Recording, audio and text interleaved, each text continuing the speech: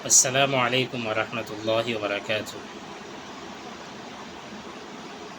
কিছু কাণ্ডজ্ঞানহীন লামজহবি গैर মুকাল্লিদ যারা তারা আপত্তি করেন, প্রশ্ন করেন যে ইমাম আবু হানিফা কোনো কিতাব লিখিয়া গেছেন। ইমাম আবু হানিফার লিখিত কোনো কিতাব আসেনি, থাকলে দেখাও। তো তারারে কাণ্ডজ্ঞানহীন কইতাম চাইয়ার বা মূর্খ কোয়া যাইব। ভাই গैर মুকাল্লিদ লামজহবি হইছ, এতটাই তো যথেষ্ট। এর নিচে আর আমার কি দরকার আছে? এত নিচে যাওয়ার কি দরকার আছে ভাই?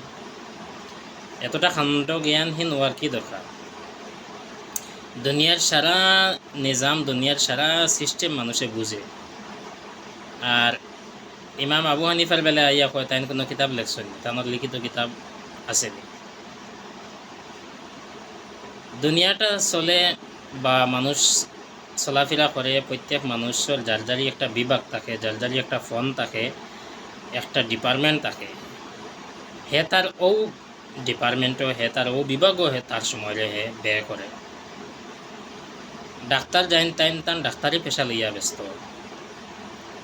হসপিটালের মধ্যে যারা রোগী আছেন তারারে কীভাবে সুস্থ করতে লাগে, তারা কিভাবে সুস্থতা করা, এই সমস্ত কাজ নিয়ে ডাক্তার ব্যস্ত। স্কুল কলেজও মাস্টারসকল আছেন, তারা শিক্ষা নিয়ে ব্যস্ত। এখন কোনো কাণ্ডজ্ঞানহীন যদি প্রশ্ন করে যে স্কুলের ছাত্র যারা আছেন এরা শিক্ষার বেলায় তোমার কিতা অবদান, এটা যদি কোনো ডাক্তারদের প্রশ্ন করে, বা তারার পিছনে তুমি কিতা খেদমত করডা, কিতা মেহনত করডা, বা কোনো মাস্টারডে যদি কেউ আইয়া প্রশ্ন করে যে হসপিটালও অনেক মানুষ বিছানার মধ্যে পড়ে রয়েছেন, তুমি তারার সুস্থতার লাগি তুমি কিতা করছো?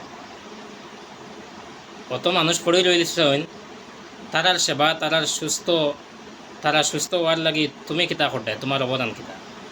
তো ইলা মানুষ ইলা কেউ যদি কেউ প্রশ্ন করে, তে কাণ্ডজ্ঞানহীন মূর্খ বুকামি ছাড়া আর কিচ্ছু নাই ভাই। এটা তো জাহির কথা, ডাক্তারের কাজ নাই স্কুলের ছাত্ররে শিক্ষা দেওয়া। ডাক্তারের কাজ তার অপারেশন করতো, চোখ অপারেশন করতো, কান অপারেশন করতো, হার্ট অপারেশন করতো, রোগী দেখত।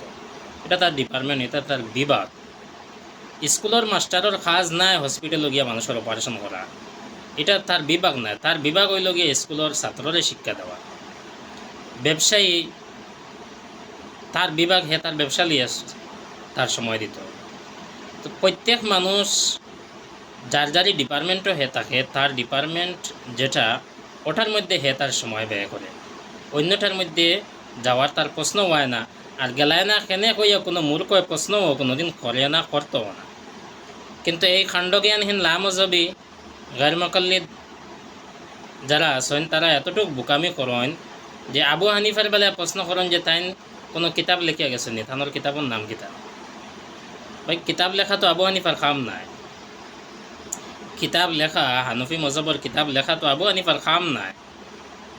যেটা তান ডিপার্টমেন্ট নাই, যেটা তান বিভাগ নাই, এটা তান করছেন নি কইয়া প্রশ্ন করাও তো বোকামি।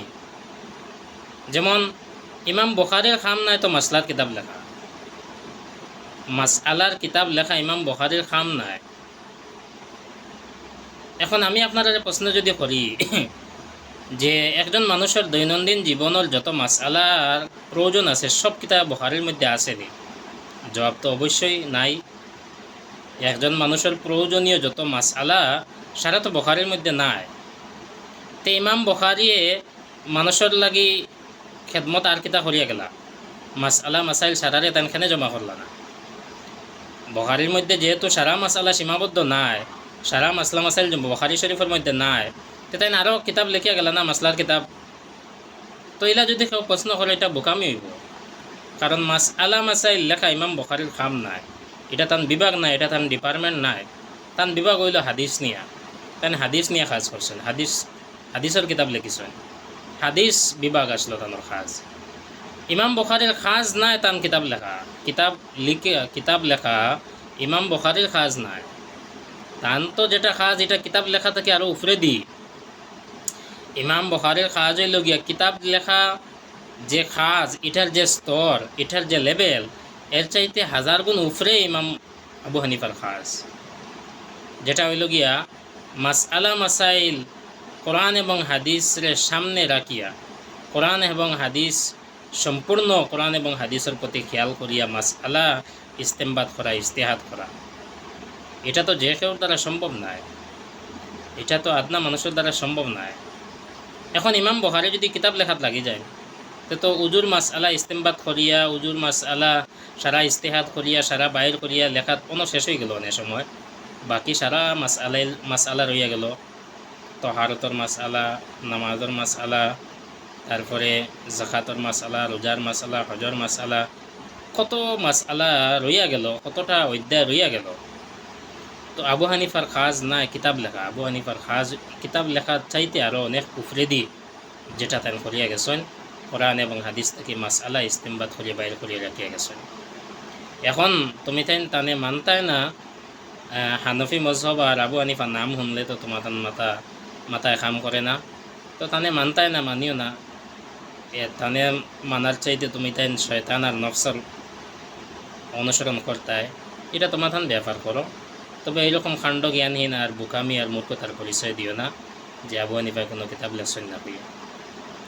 আবু হানিফার শাগির তখলে কিতাব লেখছেন, ইমাম মোহাম্মদে লেখছেন কিতাব, জামে সগির, জামে কবির, সগির, সিয়রে কবির, এরকম বড় বড় কিতাব অকল লেখছেন। তান শাগির দখলে লেখছেন, তান ছাত্র অকলে লেখছেন। ফিকহে হানফি, হানফি মজহবর সমস্ত মাসআলা মাসাইল একজন মানুষের দৈনন্দিন জীবনের ফাওতাকে লইয়া মাথা পর্যন্ত, জন্মতাকে লইয়া মৃত্যু পর্যন্ত সমস্ত মাসআলা মাসাইল যে ফিকহে হানফির মধ্যে জমা করিয়া রাখা আছে। তুমি তাই হানফি মজহবরে হানফি মজহবটাকে বুঝো, হানফি মজহবরে শায়েখটাকে বুঝিও না। হানফি মজহবর কিতাব, হানফি মজহবর আলিমকল তাকি হানফি মজহব বুঝো। হানফি মজহব যদি শায়েখটাকে বুঝো তাহলে খানা দাজ্জালর বুঝা হইব। আর দাজ্জালের মতো একশোকে দেখবায়, একটা দেখতায় না, আর যেগুলো দেখছো ওগুলো ইয়া আপত্তি করবায়, চিল্লাইবায়, মানুষের বিভ্রান্ত করবা, ইমান আমল নষ্ট করবা। আসসালামু আলাইকুম রহমতুল্লাহ।